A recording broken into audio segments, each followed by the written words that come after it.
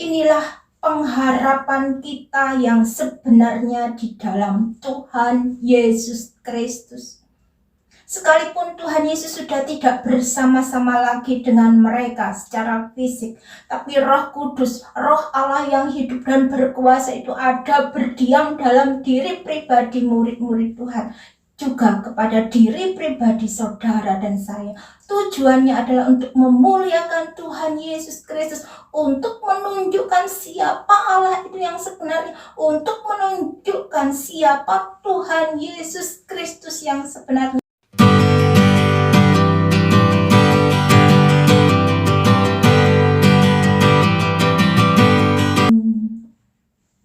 Pada Allah ada keselamatanku dan kemuliaanku. Gunung batu kekuatanku, tempat perlindunganku, percayalah kepadanya setiap waktu. Haleluya, haleluya, kami percaya kepadamu Tuhan. Haleluya. Ini doa kami Tuhan. Ini permohonan kami kepadamu Bapa, bahwa Engkaulah pertolongan kami satu-satunya. Bahwa dekat Allah saja aku tenang, hanya kepadamu Tuhan. Oh haleluya, kami berserah. Hanya kepadamu Tuhan kami berlindung. Ini doa kami. Sebentar Tuhan, kami akan membaca merenungkan firman-Mu. Kiranya kasih-Mu memampukan kami untuk kami boleh mengerti firman-Mu. Dan beri kami kemampuan-Mu Tuhan, untuk kami boleh melakukannya di dalam kehidupan kami, supaya kami jangan berdosa kepadamu. Di dalam nama Tuhan Yesus Kristus, kami sudah berdoa dan mengucap syukur. Haleluya. Amin. Saya mengundang Bapak Ibu saudara sekalian untuk bergabung dan meramaikan komunitas di saluran ini. Apabila Bapak Ibu saudara sekalian diberkati melalui pelayanan Damaskus Channel ini, mari bergabunglah bersama kami di komunitas ini untuk kita bersama-sama bertumbuh, mewartakan Injil Kerajaan Allah, untuk kita mengalami kasih, kuasa, dan kemurahan Tuhan yang luar biasa dan dahsyat itu di dalam kehidupan kita. Karena Tuhan berkata bahwa Allah menghormati orang-orang yang melayani Dia. Amin. Tuhan Yesus memberkati. Salam, salam sejahtera di dalam nama Tuhan Yesus Kristus. Bapak Ibu saudaraku sekalian, mari kita belajar kebenaran firman Tuhan yang saya beri tema, pengharapanku hanya Yesus saja. Pembacaan firman Tuhan saya ambil dalam Yohanes 16 ayat yang ke-7 dan 8. Namun benar yang kukatakan ini kepadamu adalah lebih berguna bagi kamu jika aku pergi. Sebab jikalau aku tidak pergi, penghibur itu tidak akan datang kepadamu. Tetapi jikalau aku pergi, aku akan mengutus Dia kepadamu. Dan kalau Ia datang, Ia akan menginsafkan dunia akan dosa, kebenaran, dan penghakiman. Mungkin saja di antara kita ada yang berpikir bahwa mereka yang menjadi murid-murid Tuhan Yesus pada waktu itu, mereka telah mendapatkan kesempatan yang besar untuk duduk diam mendengarkan semua perkataan Tuhan. Bisa memandang wajah Tuhan, dapat menyaksikan dengan mata kepala sendiri mujizat-mujizat yang Tuhan Yesus lakukan. Bagaimana mereka dapat memandang kemuliaan Tuhan di atas gunung bersama Musa dan Elia. Dahulu saya sempat berpikir seperti itu. Seandainya saya menjadi murid Tuhan pada waktu itu, Seandainya saya dapat menyaksikan sendiri mukjizat dan perbuatan-perbuatan Tuhan Yesus yang ajaib dan sebagainya. Tetapi Tuhan Yesus berkata di dalam Yohanes 16 ayat yang ke-7, namun benar yang kukatakan ini kepadamu adalah lebih berguna bagi kamu jika aku pergi.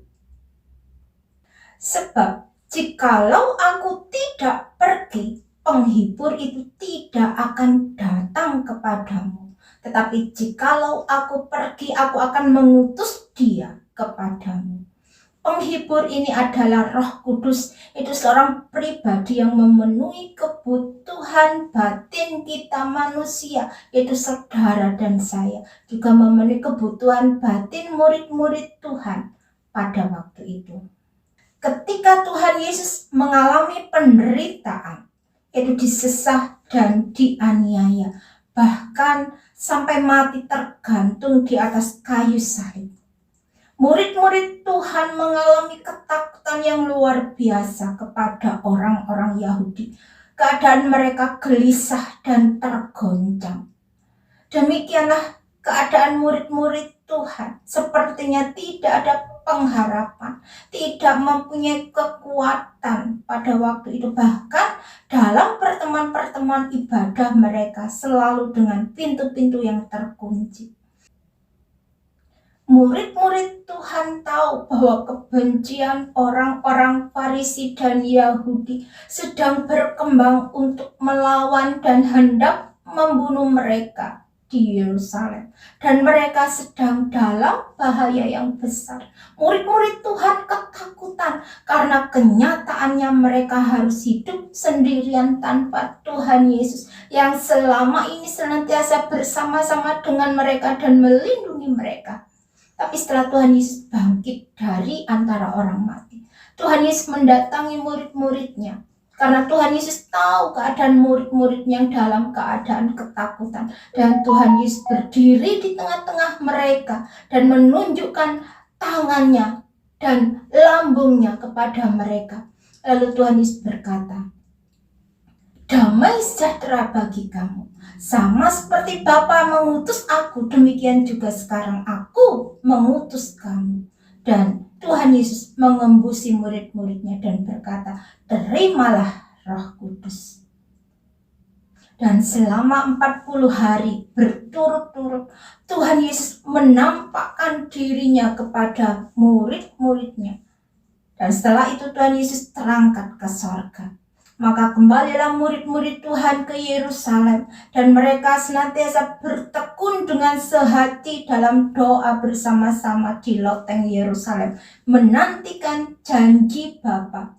Dan pada hari Pentakosta, janji Tuhan itu tergenapi di dalam kehidupan mereka. Tiba-tiba Roh Kudus tercurah dalam kehidupan mereka dan penuhlah murid-murid Tuhan dengan Roh Kudus. Dan mereka mulai mempunyai keberanian untuk memberitakan Injil Kerajaan Allah. Hati mereka penuh sukacita dan damai sejahtera yang tidak bisa diungkapkan dengan kata-kata. Ini adalah pekerjaan Roh Kudus yang dikerjakan oleh Tuhan Yesus Kristus sendiri seperti yang sudah dijanjikannya. Aku tidak akan meninggalkan kamu sebagai yatim piatu. Aku akan datang kembali kepadamu. Percayalah kepada Allah, percayalah juga kepadaku. Ini adalah pengharapan kita yang sebenarnya di dalam Tuhan Yesus Kristus. Sekalipun Tuhan Yesus sudah tidak bersama-sama lagi dengan mereka secara fisik, tapi Roh Kudus, Roh Allah yang hidup dan berkuasa itu ada berdiam dalam diri pribadi murid-murid Tuhan, juga kepada diri pribadi saudara dan saya. Tujuannya adalah untuk memuliakan Tuhan Yesus Kristus, untuk menunjukkan siapa Allah itu yang sebenarnya, untuk menunjukkan siapa Tuhan Yesus Kristus yang sebenarnya, bahwa Dia Yesus Kristus adalah Tuhan dan Juru Selamat di dalam kehidupan kita. Dia tidak berubah dahulu, sekarang, dan sampai selama-lamanya.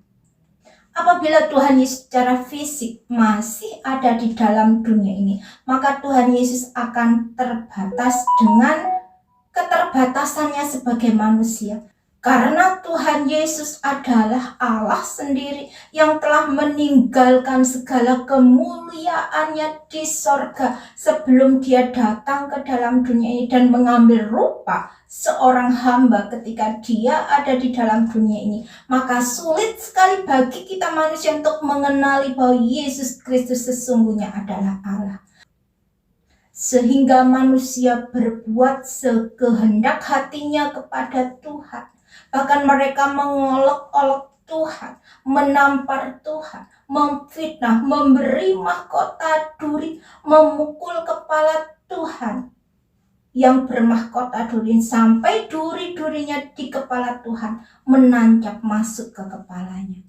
Dan Tuhan Yesus tergantung di atas kayu salib dalam keadaan Tuhan Yesus tergantung di atas kayu salib dalam keadaan berlumuran darah dan dalam kondisi yang telanjang. Pada puncaknya Yesus Kristus berseru, "Allahku, Allahku, mengapa engkau meninggalkan aku?"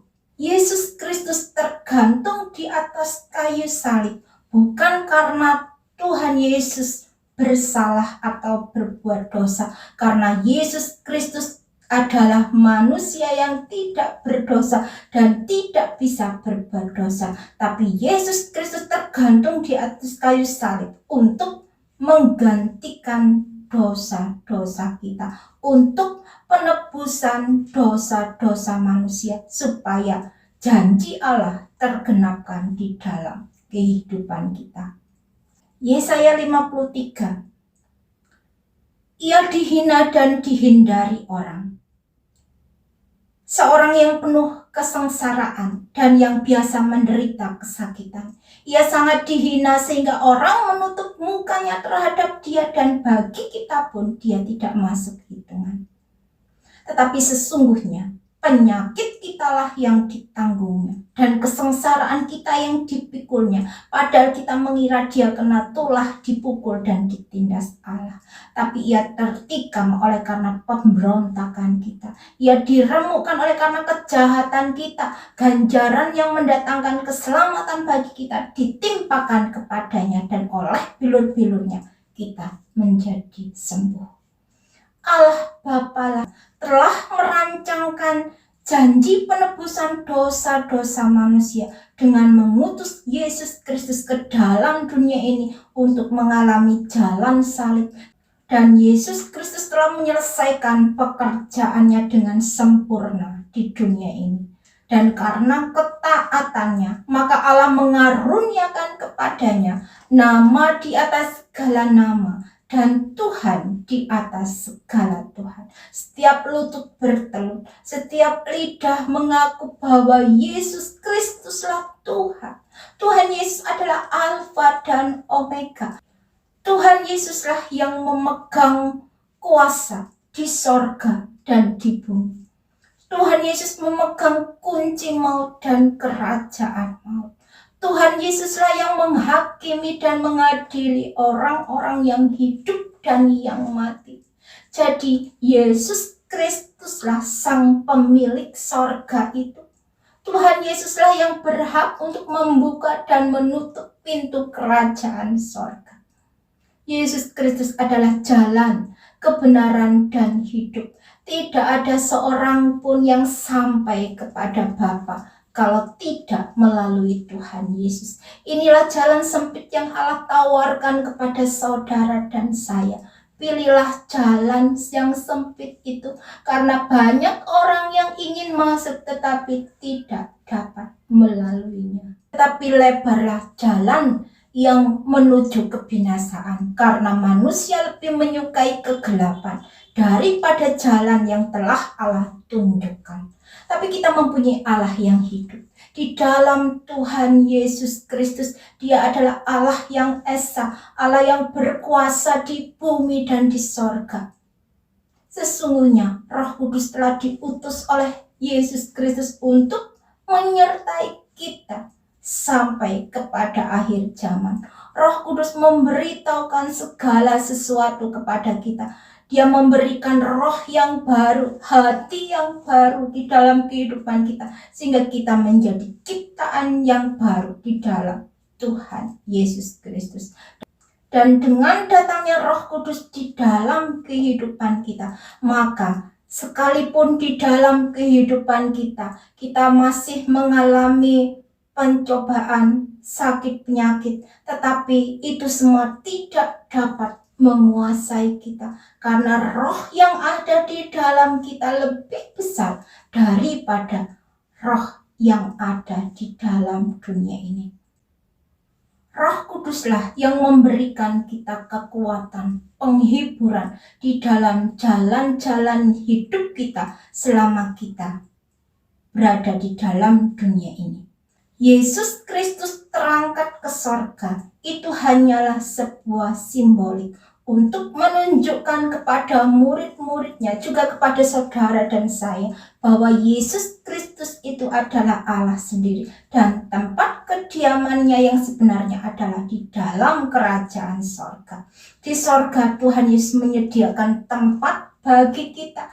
Tuhan Yesus senantiasa berdoa syafaat bagi kita. Dia menjadi pembela kita di sorga, dan hal yang terpenting untuk kita semua percaya dan mengakuinya bahwa dengan Tuhan Yesus terangkat ke surga, maka Tuhan Yesus tidak lagi dibatasi secara fisik seperti keberadaannya waktu dia melayani di dunia ini. Tapi Tuhan Yesus adalah Tuhan Allah yang hidup dan berkuasa. Dia tidak terbatas dan tidak dapat dibatasi oleh ruang dan waktu. Tuhan Yesus berkata, 1-2 orang berkumpul dalam namaku, di situ aku hadir di tengah-tengah kamu. Tuhan Yesus hadir dalam pujian penyembahan kita. Tuhan Yesus hadir di dalam kehidupan dan penghidupan kita. Dan selanjutnya Tuhan Yesus menjelaskan tentang pekerjaan Roh Kudus.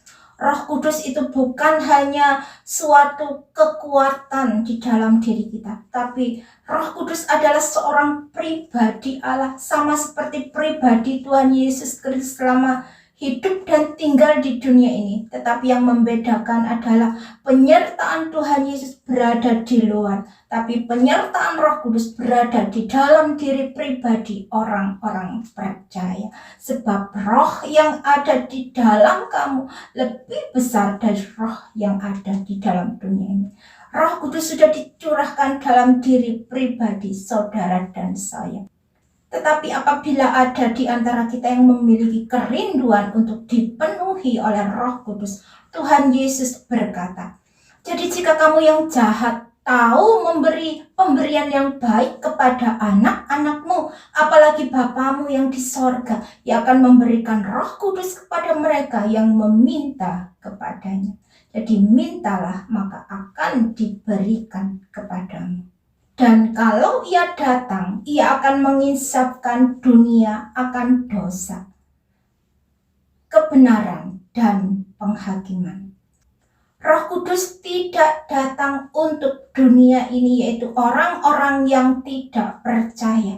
Karena Roh Kudus datang dan dicurahkan hanya kepada orang-orang yang percaya dan menerima Yesus Kristus sebagai Tuhan dan juru selamat di dalam kehidupannya secara pribadi. Karena dunia ini tidak menerima Yesus Kristus, bahkan dunia ini tidak menerima Yesus Kristus sebab dunia tidak melihat dia dan tidak mengenal dia. Itulah sebabnya Roh Kudus tidak datang kepada dunia ini. Yohanes 3 ayat yang ke-18. Barang siapa percaya kepadanya, ia tidak akan dihukum. Barang siapa tidak percaya, ia telah berada di bawah hukuman, sebab ia tidak percaya dalam nama Anak Tunggal Allah. Karena sesaklah pintu dan sempitlah jalan yang menuju kepada kehidupan, dan sedikit orang yang mendapatinya. Wahyu 22 ayat yang ke-16. Aku Yesus telah mengutus malaikatku untuk memberi kesaksian tentang semuanya ini kepadamu bagi jemaat-jemaat. Aku adalah Tunas, yaitu keturunan Daud, bintang timur yang gilang gemilang. Roh dan pengantin perempuan itu berkata, marilah, barang siapa yang haus hendaklah ia datang, dan barang siapa yang mau hendaklah ia mengambil air kehidupan itu dengan cuma-cuma. Amin. Berbagailah setiap kita mendengar firman Allah dan yang melakukan di dalam kehidupannya. Tuhan Yesus memberkati. Terima kasih Yesusku, terima kasih Yesusku. Puji syukur hanya bagi Tuhanku. Terima kasih Yesusku, terima kasih Yesusku. Puji syukur hanya bagi Tuhanku. Terima kasih Bapa, terima kasih Tuhan, terima kasih untuk mampukan kami, untuk kami senantiasa mengerti akan firman-Mu dan melakukannya dalam kehidupan kami, supaya kami jangan berdosa kepadamu. Terima kasih Tuhan, terima kasih Bapa, kami percaya Engkau Allah yang hidup, Allah yang berkuasa di dalam kehidupan kami, yang memampukan kami untuk kami, oh Tuhan, dapat menjalani kehidupan ini bersama dengan Engkau. Di dalam nama Tuhan Yesus Kristus kami sudah berdoa dan mengucap syukur. Haleluya. Amin.